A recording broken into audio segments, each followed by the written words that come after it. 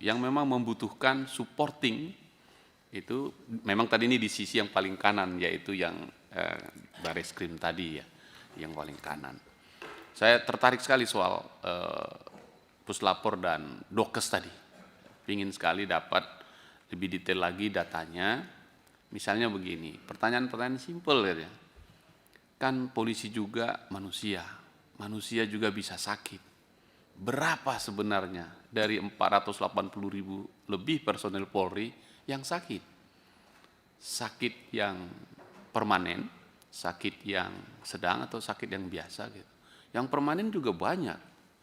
Dan kalau saya lihat banyakkan yang sakit rada agak keras itu rata-rata di reskrim. Karena tiap hari megang perkara, ada satu perkara penyidik di Polrestabes Medan 1 tahun sampai 140 perkara begitu. Jadi betul ini kulturalnya ada yang salah di situ gitu. Terima kasih pimpinan dan rekan-rekan anggota Komisi 3 yang saya hormati, juga Pak Adrianus Meliala. Selamat tahun baru untuk kita semua, semoga 2026 sehat selalu dan kita bisa menjalankan tugas-tugas konstitusional kita lebih baik lagi. Pak Adrianus yang saya hormati, sebelum saya menyampaikan beberapa tanggapan, saya ingin menyampaikan pimpinan, terima kasih ini duet yang diajukan hari ini nyambung nih dua-dua. Ya, sekalipun Pak Rulianda sudah meninggalkan, tapi tadi dari apa yang disampaikan Pak Rulianda dengan apa yang disampaikan Prof. Meliala ini nyambung dua-dua, dan Pak Meliala masuk ke kulturalnya tadi yang karena nganggap strukturalnya udah selesai karena udah pengalaman panjang dengan Pak Adang. Dulu saya ingat betul ada jagoan-jagoannya itu ada masih ada Pak Bang Andi Malarangeng ya, yang waktu itu Profesor Lubi Lukman almarhum, kita masih ingat betul waktu era-era itu. Sekali lagi terima kasih. Sebelum masuk yang 10 tadi, kali pertama saya terima kasih nih pimpinan bisa menyampaikan ada poin, dan saya ingin pendalaman, menyebut sedikit di antara yang 10 tadi, soal Puslapor, soal Dokes, soal rumah sakit itu tadi yang di sektor preemptif dan preventifnya tadi itu ya. Dan jarang sekali ini kita bicarakan. Padahal criminal justice yang modern itu ya membutuhkan puslapor yang jernih dan berintegritas gitu. Kemudian Dokes hampir tidak pernah muncul dalam perspektif publik. Padahal luar biasa perannya di situ. Nanti kita mohon Pak Adrianus mungkin lain waktu kesempatan lebih detail lagi bagaimana sebenarnya the real kondisi puslapor kita dari waktu ke waktu untuk mendukung. Kebetulan per 2 Januari kemarin kita memasuki era baru, KUHP baru, KUHAP baru yang memang membutuhkan supporting. Itu memang tadi ini di sisi yang paling kanan, yaitu yang Bareskrim tadi ya, yang paling kanan. Saya tertarik sekali soal Puslapor dan Dokes tadi. Ingin sekali dapat lebih detail lagi datanya. Misalnya begini, pertanyaan-pertanyaan simpel ya.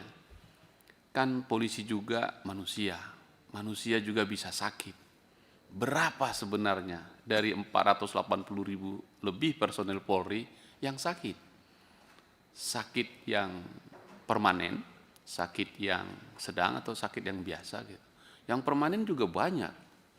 Dan kalau saya lihat banyakkan yang sakit rada agak keras itu rata-rata di reskrim.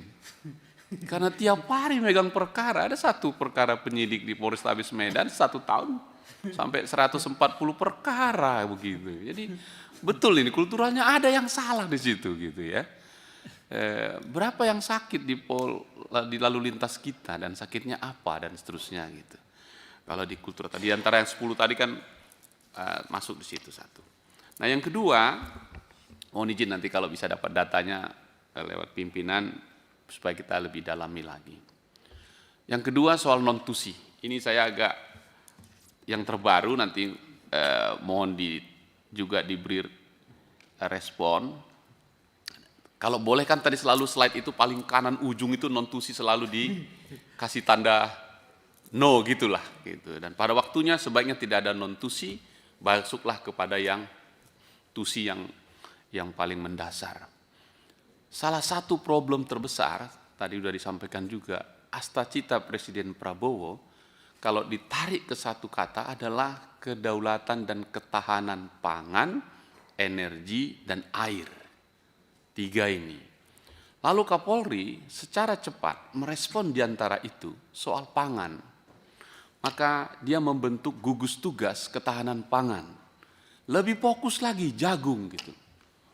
Saya coba mendalaminya 1 tahun penuh ini soal non-tusi nanti kita diskusi. 1 tahun penuh ini di masyarakat muncul perspektif kok polisi jagung gitu.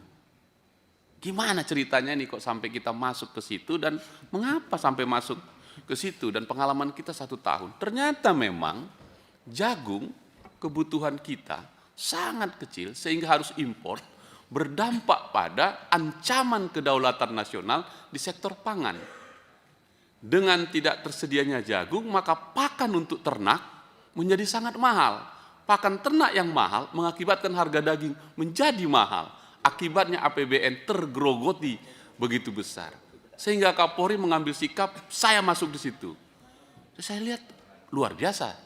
Dari target 4 juta ton per tahun, kita hanya baru bisa 1 juta ton misalnya. Lalu polisi masuk, saya kejar, apakah polisi menanam jagung? Ternyata bukan. Mata rantai ketahanan pangan itu yang menjadi soal. Mata rantai distribusi pupuk menjadi ilegal, mata rantai distribusi hasil panen menjadi tidak atau melawan hukum dan seterusnya. Di situ masuk polisi. Nah, seolah dia non tusi, tapi ternyata tusinya karena memang menyangkut soal nasional. Dan dari target itu kita lihat belum berhasil tahun ini, tapi akan mendorong agar Bulog bisa menerima banyak. Maka negara di sektor itu membutuhkan kehadiran polisi yang tadi kalau di preemptif, preventif, dan represif, pasti tidak represif, tapi preemptif dan preventifnya ini masuk di sini. Ini Pak Adrianus ya, bagaimana pandangan Anda soal ini? Karena setelah masuk, kalau tidak masuk sektor kepolisian, maka berantakan pasti pertanian kita. Karena sistemnya tadi betul-betul tersumbat semua distribusinya. Kita butuh dia hadir gitu. Jadi bukan penanam jagung, tapi memastikan distribusi dari hulu ke hilirnya terjadi. Nah, saya menghormati pikiran itu. Nah, apakah non-tusi yang seperti ini bisa kita jelaskan juga dalam budaya tadi, sehingga hampir semua polisi, tidak ada satupun tidak ada polisi yang ikut disuruh bekerja atau support ini.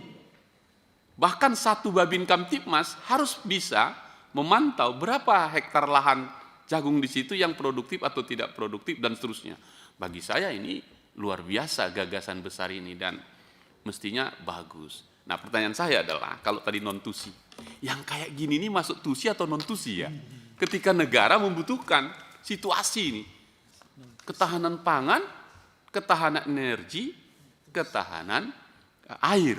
Belum ini air belum pernah kita sentuh ini. Energi misalnya BBM. Ketika terjadi bencana alam di Sumatera Utara, Sumatera Barat, dan Aceh, bukan semata-mata bencana alamnya yang jadi soal. Distribusi BBM-nya sampai ke titik-titik itu jadi soal paling berat.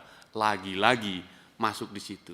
Kira-kira begini, nah di kultural ini tadi yang saya ingin tanyakan, di antara 10 poin ini tadi, non-tusi yang seperti ini bagaimana? Saya ambil contoh yang paling dramatis di seluruh dunia waktu itu terjadi, yaitu COVID-19. Tidak ada satu polisi pun sejak awal sekolah belajar tentang COVID, tapi mesti harus paham dengan itu. Dan hari dunia waktu itu atau negara waktu itu butuh dia lagi. Nah, itu non-tusi lagi. Ini ada diskusi ini ya, saya ingin ngajak, akan ada muncul non-tusi itu akan muncul yang tak pernah terduga. COVID-19 termasuk yang tak terduga menurut saya.